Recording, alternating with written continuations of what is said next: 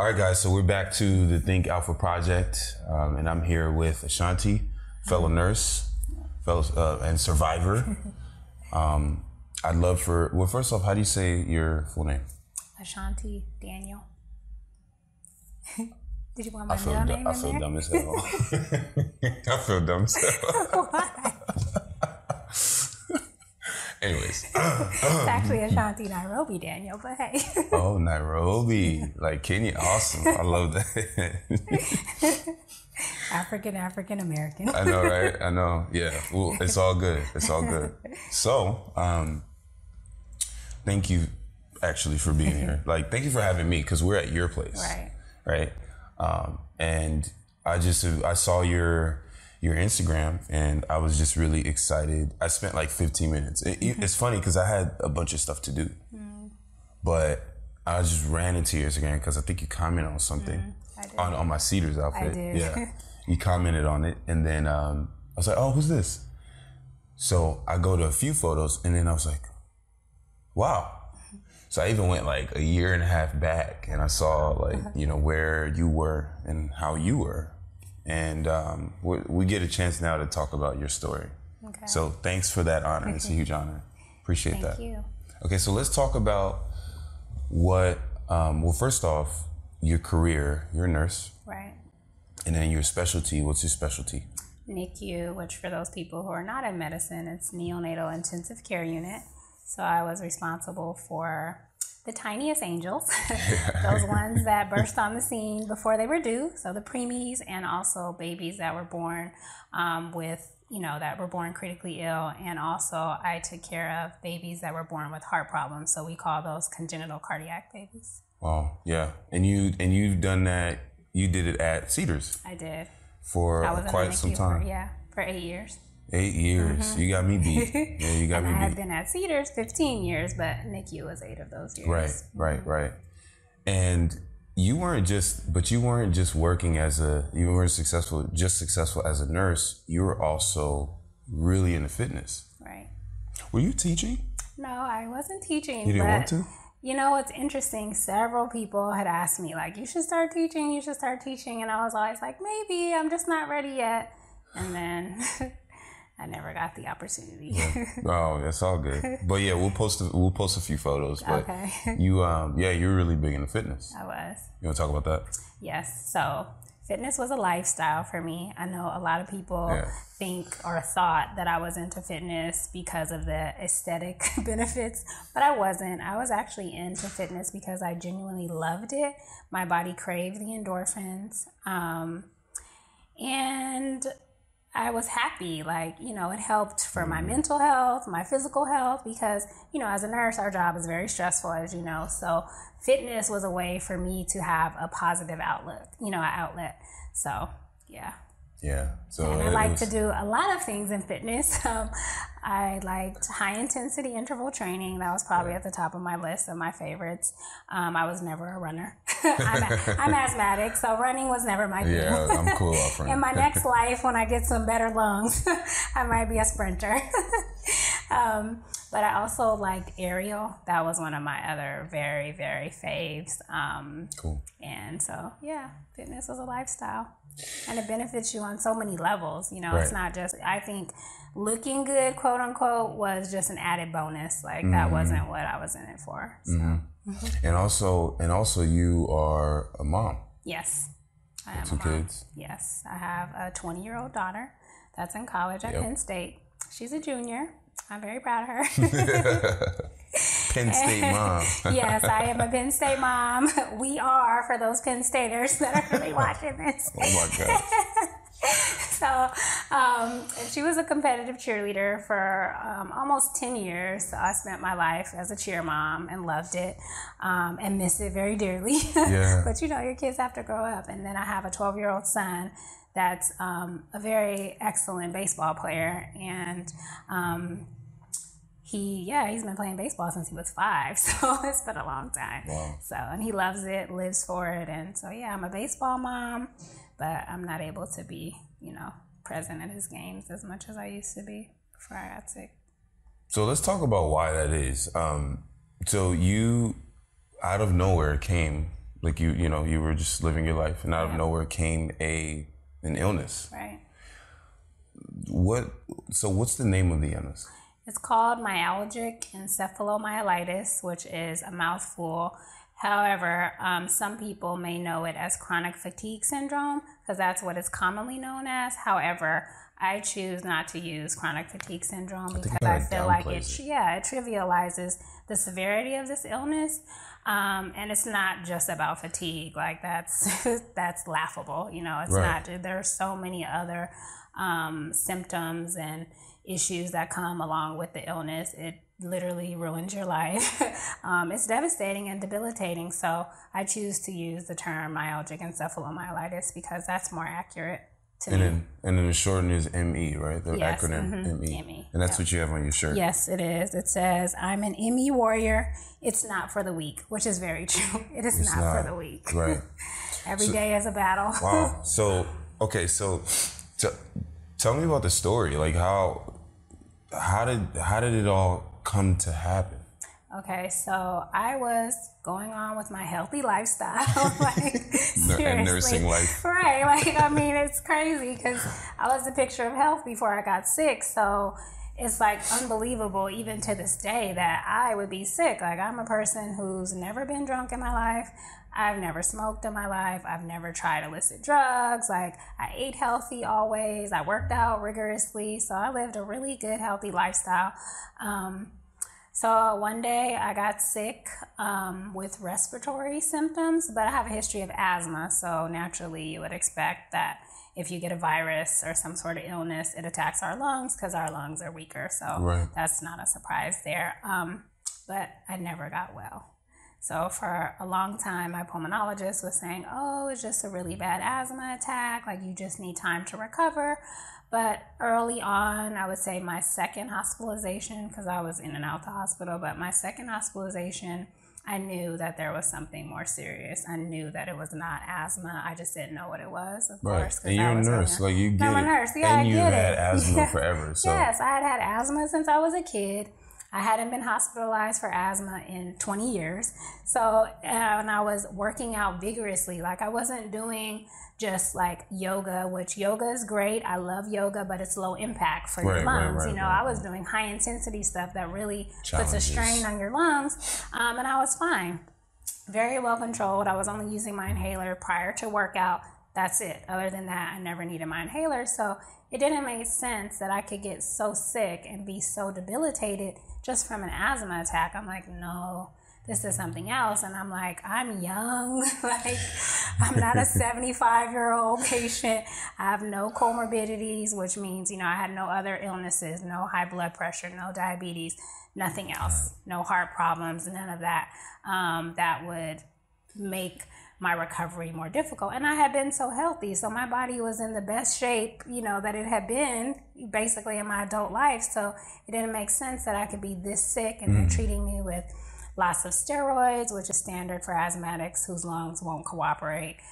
They treated me with antibiotics. Yeah, I was on Solumedrol and prednisone. Oh, yeah. Oh, man. Both. Double dose. So, yeah, and then my pulmonologist decided to try antibiotics, although my chest x-ray was clear, so they didn't see any pneumonia per se. But, you don't have to see for you to have a virus. It's not necessarily pneumonia, but you might have a virus. So, for many months, I never got well. I had extreme fatigue. I had muscle weakness, which was really a surprise because I'm how am I this weak when I was so strong? I used to be buff. Yeah, exactly. I looked so much like a trainer, even though I wasn't a trainer, but I looked like a trainer. So I'm how could my muscles be this weak? Something is really wrong. I continued to search. I continued to see multiple specialists, every kind of specialist that you could think of. I saw a neurologist. I saw a rheumatologist, which for people who aren't in the medical field, maybe I should explain what those kind of doctors are. Well, you just different specialties, right? So I saw a ton of specialists. So let's just say that, a ton of specialists. They all were kind of baffled, yeah, you're sick, but we're not sure what's going on. So it wasn't until my sisters, actually, two separate text messages one day after the other sent me a link about myalgic encephalomyelitis. They both stumbled upon it in their research because they were helping me research during my illness because, of course, they want to help me get well, too. And so they sent me the link about this illness, myalgic encephalomyelitis, and they were like, maybe you should look at this. You have a lot of these symptoms, check, and etc. So I did. I looked into it, and I'm like, oh, wow, this does sound like me. So there was a specialist in Torrance that treats this illness. He's been treating it for like over 20 years. Oh. So I made an appointment with him. I'm like, let's get in. But he has like a 5 to 6 month wait for appointments. Because he's like one of the only ones, right? Yes, exactly. So in the meantime, I ended up in the hospital again. And mind you, throughout all this, even the 9 months in, I ended up in the hospital. Thanksgiving last year, I was in the hospital like 9 days during that time. And then I was hospitalized again this year for 16 days. And then after discharge, I had some other appointments. And then by the grace of God, he had a cancellation, the specialist in Torrance, because I wasn't supposed to see him until August. So I ended up getting an appointment to see him on May 12th. And that's when I was given the devastating diagnosis. And ironically, May 12th is actually International ME Awareness Day. Interesting. Ironic. Wow. So that's when I got diagnosed. And it put your life in a completely different direction. Yeah, it did. Actually, it was devastating. Absolutely devastating. What do you mean when you say devastating? So how has it changed your life? Okay, so number one, when you don't know what's wrong with you, then you always hold on to hope that whatever it is, that it's curable or treatable or whatever the case. That's not the case for this illness. There's no cure. And there aren't any treatments available because there hasn't been enough research on this illness. So the money that's allocated for myalgic encephalomyelitis is ridiculous. It's like $6 per patient, which is beyond ridiculous. So that's a joke. So of course there's no medication to treat us. Of course there's no cure for us. And the sad part is that most of us are so sick and so debilitated that we're in our beds and we're hidden from the world. So we kind of like go missing. It's kind of like you die but you're forced to watch like the world continue like without you. Like, yeah. How's that? Because to, like, everyone's life, before. everyone's life continues to go on. Yours doesn't, and for me, getting the diagnosis and being told by the doctor that diagnosed me that I'm never going to be able to work out again. And of course, for me, I'm holding on to hope that that might change, especially if a treatment becomes available or, a cure or something with the research. But I loved fitness. It was a huge part of my life, so to be told that I won't be able to do those things, and then like traveling, I was very adventurous. I've skydived, I've whitewater raft, I've done you've done more than me. I've done rappelling, I've swam with dolphins, I've parasailed, like I'm very adventurous. So to be told that I won't be able to do those things anymore, it's devastating because it's like I have to grieve the loss of that life. My nursing career ended because of it because I'm not able to work, and that also was extremely devastating because nursing for me wasn't just a career. It's like my life's purpose. So right now I kind of feel a little bit void of purpose, and I'm trying to, find my new purpose. But I haven't gotten there yet. So I'm still dealing with that because, it's like nursing was who I am at my core. Like, right. How do you continue to move through the world and be unable to be a nurse? What you were supposed to do. Like, this was my, my life's purpose, like I said. So, it's been rough. And then even, like I said, I had a daughter at college at Penn State. And from the time she got accepted to college, we always talked about me coming to the football games because, football is huge in Happy Valley for those Penn Staters. Penn Staters. You guys have your own lingo. Penn State alum. Yeah, we do. So I did not plan to go to any games during her freshman year because I wanted her to get acclimated, into the college life, being 2,500 miles away from home. But I had planned to go her sophomore year, which was last year, but I got sick in August, and so that changed everything. I wasn't able to go last season. I wasn't able to go this season. And unfortunately, my daughter cried the first football game this season because, you know, she knew that I would have been there with her if I had been well. Parents weekend, I had to miss out because I just, you know, can't get there. I'm not able to drive anymore. I mean, I'm pretty disabled. And one difficult piece of this illness is that we don't tend to look sick, quote unquote, like on the outside. Like I look, you know, like if you didn't know me, then I look fairly healthy. Except the people that know me can tell that I've lost over 20 pounds. Like, you know, they know. But strangers that look at me, I just look like, you know, a regular person. But so anyone looking at you right now on camera is going to be like, she looks normal. And that's what makes it hard, because then people don't realize just how disabled you are. Like, people don't realize that I spend the majority of my time in my bed, and it's not by choice, it's by force. I'm physically unable. I mean, there are days where just to even get to my bathroom, which is connected to my bedroom, is a major undertaking. Like, I literally wait until my bladder is full to capacity, because it takes that much just for me to like muster up the strength to be able to make it to the bathroom. I get to the bathroom, I'm short of breath. Wow. Even, yeah, it's weird. I mean, some of these things, it's like crazy. Like, here I was, this super, and it's not asthmatic. This short of breath is not asthma. This is ME. So I get to the bathroom, I'm short of breath. And just getting back to my bed, it feels like I ran a marathon. And I literally, like, my limbs weigh 1,000,000 pounds. Like, it's the most bizarre thing ever. Like, that's so strange. For someone like me who is so healthy, so independent, to be like, you know, I'm dependent on people to take care of me. You know, I can't drive. There are days where I can't even shower. And let me tell you, I'm a nurse. I'm a germaphobe, okay? Like, I love the shower. I love to be clean. Yes. So before I got sick, I was a 2-shower-a-day person, you know, like, seriously about the shower life. But now there are some days where I do have a shower chair, but even with the shower chair, there are days where I'm physically unable to get in the shower to bathe myself. And that's sad.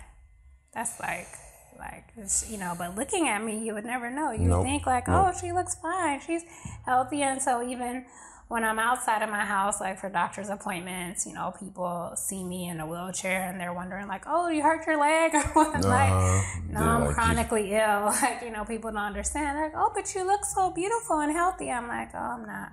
I wish I was. Like, you know, it's kind of like, I say, a blessing and a curse, because I don't think anybody wants to look sick. But then when you don't look sick, then people fail to realize just how sick you really are.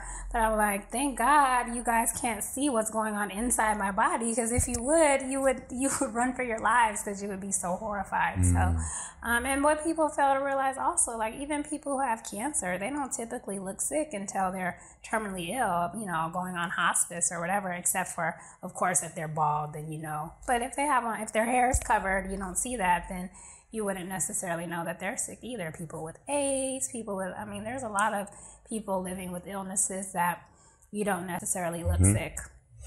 So don't judge a book by its cover. Right. Absolutely. And you know what? Because I was just thinking about, there was a time for me when, you know, I used to squat and deadlift really heavy. And maybe it was my form or something, but I developed like a big muscular imbalance. But long story short, there was one day I went down in a squat, and then on my way back up, I felt this like shearing, like tear in my lower back. Right. This was probably like maybe 3 or 4 years ago. And, you know, after that point, I was like, I'll be good. But I stopped working out that day. But then probably like, I know, right, two days later, I just get on the treadmill to warm up. And, you know, and I remember getting on the treadmill and I could not, like, the pain came back and I could barely even stand up to walk. So I had to like get on the gym floor. I was like, oh, you know, and I was like, what the heck is going on with me? Right. Anyways, I went to a physical therapist and chiropractor, and, you know, they told me all these things. So I started to do rehab, but I couldn't, they told me to stop doing that stuff. And I felt so like, I just felt so helpless. And it's not that I can't even, I'm walking. I mean, I have pain when I walk. Right. And since then I've rehabbed it, right? Mm-hmm. But I still don't squat or really deadlift much at all. Mm-hmm. But I just remember for that 2 years that I didn't squat or deadlift, I felt like some part of me was missing. Like something that brought me so much pride and joy was missing. Right. And that's nothing compared to what you've gone through. I mean, so many things are missing, like my career, like I said, my inability to continue my fitness lifestyle. And of course, again, it's misleading because my arms kind of still look a little muscular, but it's just because of my genetics. I have like an athletic body type. So, but I mean, I was like buff, like gunning, you know, now it's like, that's all lost, like, you know, so I'm not able to be at all my son's baseball games. And I was the type of parent, like I work night shift. So that was great for me because I was off during the day. And even if that meant no sleep, I could be there for my kids. Exactly. I never missed the cheer competition for my daughter. I never missed a baseball game for my son. Like I would literally get off work at 7:30 in the morning, fly to the field wherever he's playing. If he had 8 o'clock game, scrubs and all, too bad. Like mom's here. And then there were times where he had evening games and like maybe the game would start at 5. You know, our shift started at 7 p.m. So I would stay at the game until the last minute in my scrubs. I would go to the game in my scrubs. So I was ready for work and just stay until the last second and then leave and go to work. So I never missed, and to be unable to make it to his games, it's sad for me because, you know, I was active, you know, very involved mom. So it's been quite an ordeal for sure. And That's just, you know, people need to be aware of this illness. They need to understand and know that when someone says, because some people still say chronic fatigue syndrome, that it's really so much more than that. I mean, it's really like it's fatigue. Misnamed. Yeah, it is misnamed because really, for me, honestly, fatigue is not my biggest complaint or my most severe symptom. I would say for me, it's the muscle weakness. I have profound muscle weakness, which is why it makes it difficult for me to even shower and for me to even walk. That's why I need a wheelchair or a walker. But my walker is only good for short distances. If I need to go any further than that, I need to be in a wheelchair because my limbs just will not. I mean, my knees buckle. I'm short of breath when I walk, particularly if, you know, it's just, it's unreal. It's really unreal. Right. I mean, I have headaches, which I never had before. I have dizziness.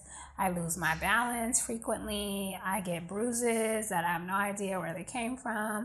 And I'm, you know, pretty brown skin. So like for you to see my bruises, like, you know, it's crazy. It's unreal. And then there is the fatigue and it is extreme, but when you're walking and you can't breathe, you're short of breath, but you can't use an inhaler because that's not what the problem is. That's not even it, yeah. No, and one of the things that makes this illness, there's many things, but one of the things that makes this illness particularly difficult, especially for a personality like me, I'm the type of person who's always like, push through, you got it, like you can do it. That's how I've lived my life. I mean, I was a teenage mom and I still went on to go to nursing school, get my bachelor's in nursing and become successful. So I never let statistics or odds against me, you know, deter me from reaching my goals, no matter what they were. But with this illness, the more you push, you can kill yourself. Like my doctor was like, you can kill yourself. Do not. You cannot. Like one classic sign of this illness, it's called post-exertional malaise. So for example, this is a spectrum disorder. So there are some people that are mildly ill, moderately ill, severely ill, which is me, and then very severe. And the thing is, the people who are mildly ill, if they, you know, they're able to walk independently, they usually don't need a walker or whatever, but if they walk too much, then they'll be bedridden for days after. Wow. Like, it's really just so bizarre. And it's so ironic because before my diagnosis, in January, I decided to start doing yoga again. I'm like, I'm going to go to yoga. Like, you know, I can't do high intensity, but I'm going to go to yoga. Like, this body is going to get it back to get itself back together, you know? So I would go to yoga, very basic beginner yoga, stretching and whatever, and my legs would tremble and I would stretch because they were so weak, and I'm like, okay, you know, it's okay. As I keep going, as I keep coming, the strength will return. Well, every time I did yoga, I was bedridden for 3 days after. And I just couldn't figure out why. I'm like, it's just yoga. Like, I didn't go run a marathon. Like, what's happening here? So, but I wasn't diagnosed at that time, so I didn't understand that it was the post-exertional malaise, that I had done too much, which really wasn't that much. But for us, it's like we have a very small envelope. And for the people who are sicker, they have an even smaller envelope. So I continue to go back to yoga because, again, that's my personality. That's okay. I'm down so for 3 days, go back, right? And at this time, I was still able to drive. So I drove myself and down for 3 days. And so the final straw was I almost passed out in yoga. So that was it for me. I'm like, okay, so clearly my body is like, no, ma'am, we will not do this anymore. We can't. And that was it. But again, I still wasn't diagnosed. So I couldn't understand, like, what's happening. Also, my legs never stopped trembling. They didn't get any stronger. Like, none of that happened. So I was like, And so then another time that I experienced where I can clearly, pick out the post-exertional malaise is a friend of mine came and took me to breakfast on Venice Beach, and then we walked on the boardwalk. Very leisure. I mean, I'm telling you, we walked like 80-year-old people. Like literally, like as slow as you could. We sat down, watched a basketball game, we took breaks. Like, it was very leisure, and I felt okay during it. I mean, I never feel great or good, but I felt okay. I didn't feel horrible. But then I was bedridden for 4 days after. Oh my God. And so once I got the diagnosis, I was like, oh my God, that makes sense. No wonder why I almost died in yoga. Like, seriously, my body was, and I'm glad that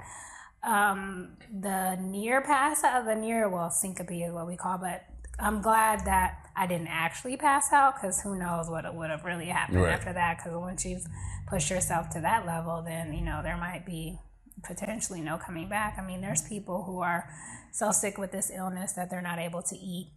So they're tube fed and or on TPN. For my nursing colleagues, you guys will know what that is. So basically, they're getting their nutrition through an IV line. They can't speak. They're 100% bedridden. So, it's a serious illness. It's very serious. And because those people are shut in their house, no one knows that we exist. So I think it's important for those of us who are able to raise more awareness so that more research can be done to help us, because our lives are like ruined, you know? And I still, in spite of it all, I still try to find the silver linings, and be positive and hopeful, because that's important when you're dealing with this. But some of the other ME warriors are not. They're depressed, and I can't blame them, because it literally flips your entire life upside down. I mean, I'm in some groups on Facebook, so there are whole families that have fallen apart, like husbands and wives who separate because of the illness. I mean, it's really, really, really devastating. And for many, many years, the medical profession did not believe that this really existed. They would tell the people that it's all in their head, which is the most asinine thing I've ever heard of in my life. Like, why would anyone fake this? Like, why would anyone? I mean, just think about my life before this illness. Why would I deliberately or, purposely want to live like this? This is a miserable existence. Like, no way. So, and I'm not the only story. There's, we all tell the same story. It's not in our head, but, more and more healthcare professionals are becoming aware. So hopefully, but there's still some that still, feel like that and mistreat the patients.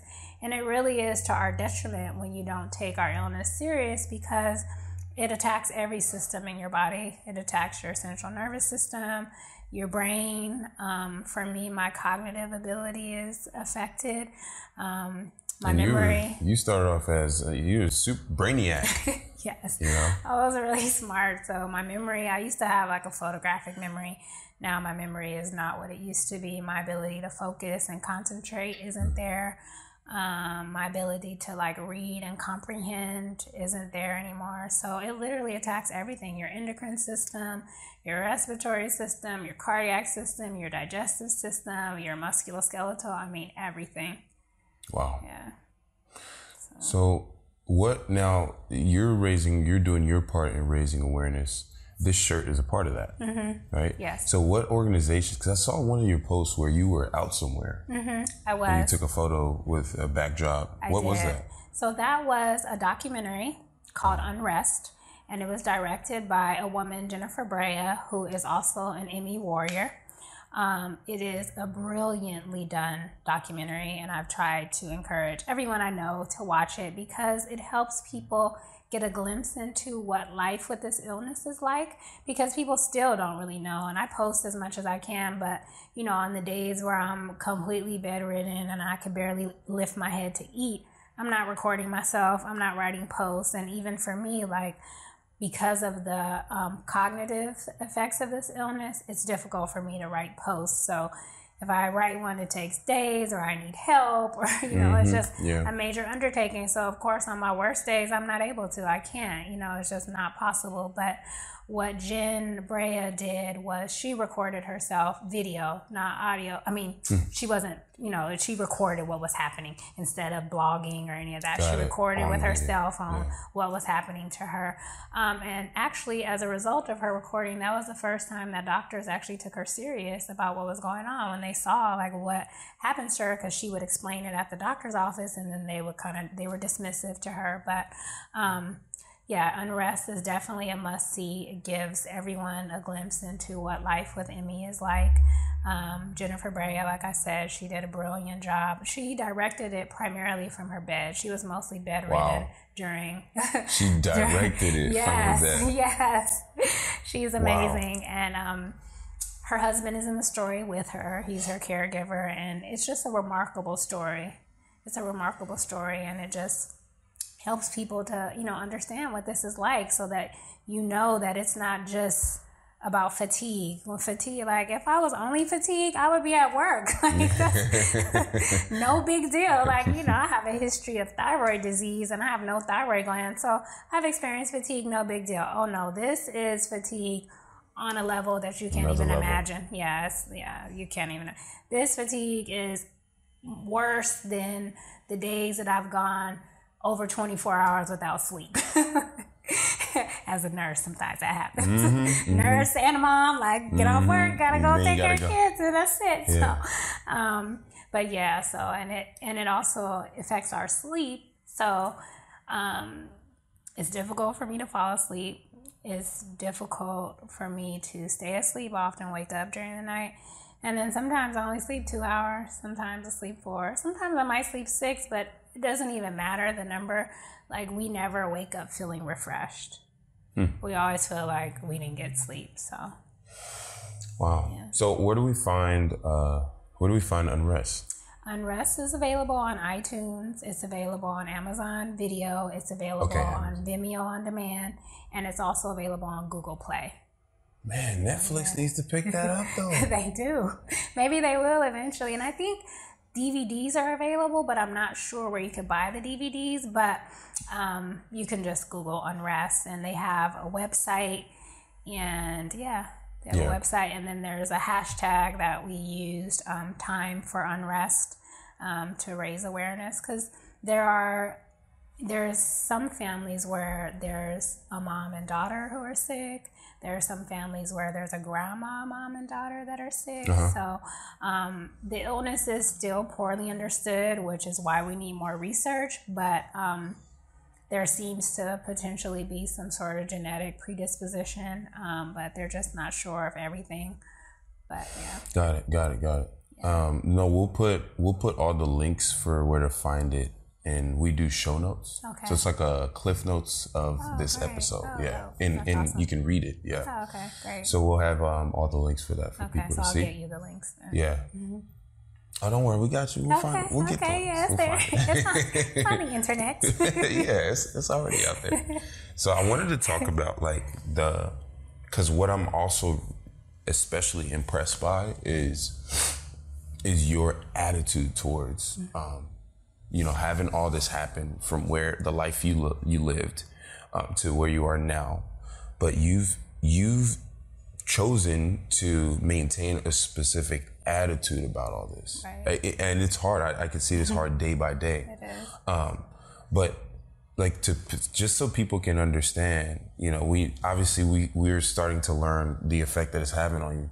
But what is it? Like, why is it that you have the thought process and the attitude why are you so positive about it? I think for me, I made a conscious decision to try to be as positive as I could, just because I feel like that helps me, you know, in some way. You know, it doesn't cure the illness. I'm not going to say like, oh, think positive, you're going to be cured, because that's not true.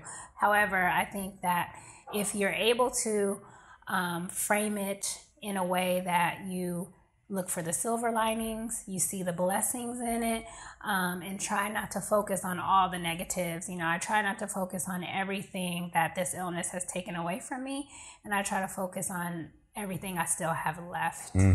So, like what? For myself, for my family, my kids, like right. You know, I have them. So, and people who have been in my corner that I least expected, those are like blessings. And those are things, you know, I have left, and I still, even though I suffer physically, I'm still alive, you know, I still breathe. So every day that I wake up and I'm breathing is an opportunity to raise more awareness, to hopefully lobby for more research, to help find a cure, to inspire others who are sick. And there's other chronic illnesses that people live with, and they're miserable, you know, they're suffering too. So if I can positively impact people, then I've done good. Yeah, absolutely. Well, you know? And now that because as a survivor, as someone who's going through this every day, for people who are going about their lives, or, you know, they're working on whatever it is, what would you, based on everything you've been through, what's something that people need to understand that they're missing? I think people need resilience. Yeah. Resilience is important because in life there's always going to be challenges. Maybe not as big as my current challenge, but life presents you with challenges, and when those lemons are thrown at you, you have to have the resilience to make the lemonade. You know, you have to keep on pushing through, which is kind of ironic because in this illness, you can't really push through physically, but, you know, I can at least raise awareness and that stuff. To me, that's the part of pushing through, you know. But there are some days where I can't. There's days where I'm physically unable. I'm too sick, too debilitated. I cannot, you know, I can't. But yeah, resilience is key. Resilience helps you get through. Yeah, perseverance is important too, but I think most people know that. But I think resilience is a different component that not all people understand or have. So, is there something? What's something that you wish you could tell yourself right before you had this illness? That's interesting. What I could tell myself right before, like, if I could go back and know that I was going to be sick. Well, the you right now who understands and is ill, knowing what you know, talking to the one right before this illness who has no idea that it's coming. Seize every moment. And I think I seized a lot of moments in life, but there were other moments that I could have seized, and I may not have those opportunities again. I'm hopeful and prayerful that I will, but, you know, I might not. So I would say seize every moment.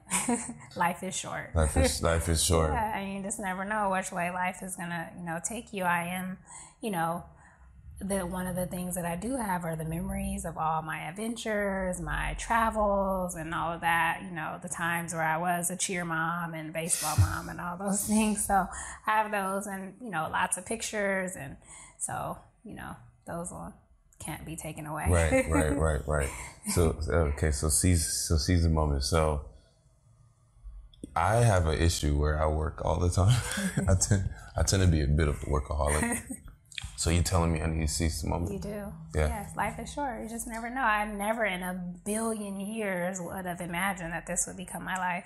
Never. No one could have ever told me, like, oh, you're going to get sick. You're going to, like, what? No way. Like, I was a picture of health. Like, how could I be sick? But that just goes to show you that life happens. And if you don't seize the moments, then you may end up in a situation where you don't get a chance to have those moments again, and then it's too late. So. And by seize the moment, I think you're saying like experience. Experience, yeah. Take that trip. Do that adventure. Like, go on that date. Go on that date. Send that text message, that phone call. Like, those like, things. Yeah, just do it. Yeah, man. Sometimes I'll be like, oh. And live and enjoy life, because like there's more to life than just work. And I mean, I get it. I'm a nurse. I loved our career. Like nursing is for nurses only. We get it. Other people that aren't nurses don't necessarily get. But even with that, you have to have balance. Right. Like you need to live life outside of that, because those experiences, they're invaluable, Yeah, absolutely. I mean, the trip to Costa Rica with my daughter for her 18th birthday, we went to Costa Rica and Nicaragua, like, that was invaluable. Those are a lifetime of memories that we have, that she has, that I have. Like, we might not be able to kayak in the ocean again. That's what we did in Costa Rica, Again, I'm hopeful. Right. Of course, I remain hopeful, but there, it is a possibility that I might not be able to do that again. So, yeah. Absolutely. So where did you get this shirt from? Like, is there a specific organization that makes the shirt? To be honest, this shirt was a gift. Oh, awesome. I actually saw it on Facebook, and I tagged one of my best friends. Her name is Anna. She and I actually went to nursing school together. Wow. And we call each other A-Team, because she's Anna, I'm Ashanti, so A-team. we're A-Team. And we're both really smart and all that, so it was perfect, A-Team. So I tagged her on the post. She's like, A-Team, I'll order that for you. just tell me what color you want. And so she did. And so here it is. And it's perfect. You got the red. Yeah. Yeah, that's awesome. I got the red because there is a thing that's connected to our illness. It's called Millions Missing. So around the world, they do these Millions Missing. It's kind of like, I guess they call it like a march. So they put a ton of shoes, all different kind of shoes, for the people who are missing. And they're missing because of ME. So these are people who are in their beds or whatever. Some of them, and there's notes on each of the shoes. Like there's some ballerina shoes I've seen and said, I'm missing from dancing. There's some other people, I'm missing from nursing. There's other people, I'm missing from running. I'm missing from, whatever they did in their life before the illness. So it's also to raise, awareness. So that color, though, is red. When they do the Millions Missing, it's red. But the ribbon for ME is actually blue. Okay. Yeah, it's good to know that too. So what, man, I just want to thank you again. Like, this is amazing. This has been amazing so far. Thank you. So now I know that you're on Instagram. Right. Are you present anywhere else online? Just Facebook. Okay. Yeah. So Instagram and Facebook. Yeah. So this is how do we find you on Instagram? Instagram is Ashanti RN. Simple. So it's easy. Yeah. My first name and then registered nurse. So it's easy, yeah. And then Facebook is probably with you. Ashanti Daniel. It's my real name. Mm-hmm. Right. I'm not under an alias. Yeah. Good to know. I'm not hiding or running from anybody. Right. Absolutely. And then as we close, I'd like for you to share a parting piece of guidance. A parting piece of guidance regarding my illness, or just in life in general? Life guidance. Life guidance. Always be resilient. Always persevere. Make sure you seize those moments, because it's very important. Work is important, but living and enjoying life is important too, because even without an illness, you get old. You age, and when you age, you're not able to do the same things that you could at 30 that, when you're 70. So seize the moments. And like I said, just live life to the fullest, and life will always knock you down. There's always obstacles and hurdles, but just fight through them, Right. Awesome. And what about for all of your fellow ME warriors? Keep on fighting. Keep hanging on. You just got lit. Yes. You just lit up right now. Yes. Every day we fight for our lives. Every single day. But just keep fighting And if you're able to raise awareness, encourage people to watch Unrest, because that really helps give people an idea of what this is like without having to like look through the internet or whatever. Like, you know, watching a documentary, I think for most people is more interesting. And it's very captivating. The way that she directed the documentary was absolutely brilliant. So there's hope for us. Yeah. I think more research will be coming.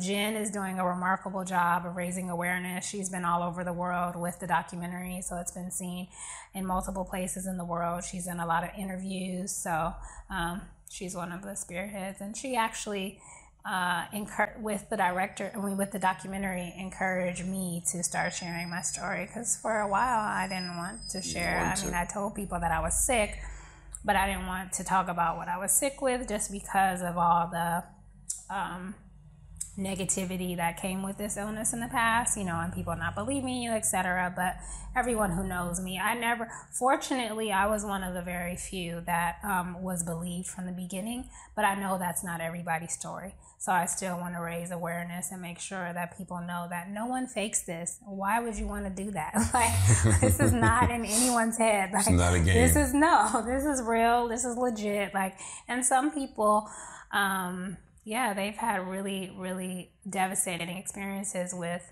doctors not believing them. And so it's unfair. Yeah. I mean, it's similar. MS had this too. Like, before they came up with CT scan, which could see the spots on the brain, they told them that they were making it up too. So right, absolutely. Medical profession tends to do that when they don't have all the answers, and they just say, oh, well, it's in your head, then it's okay. Like, instead of really trying to get to the bottom of it. But hopefully soon more research and answers will be coming for those of us that are warring through this.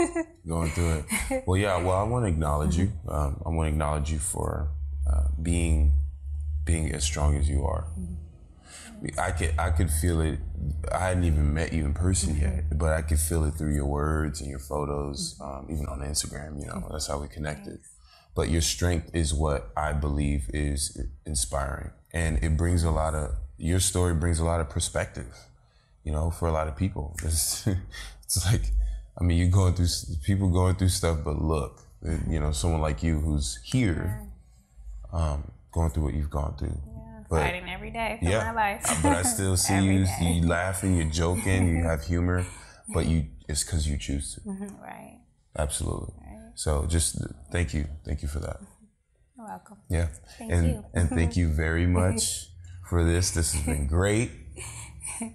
Thank you for this outlet and for this opportunity to raise awareness for my illness. Yeah, absolutely.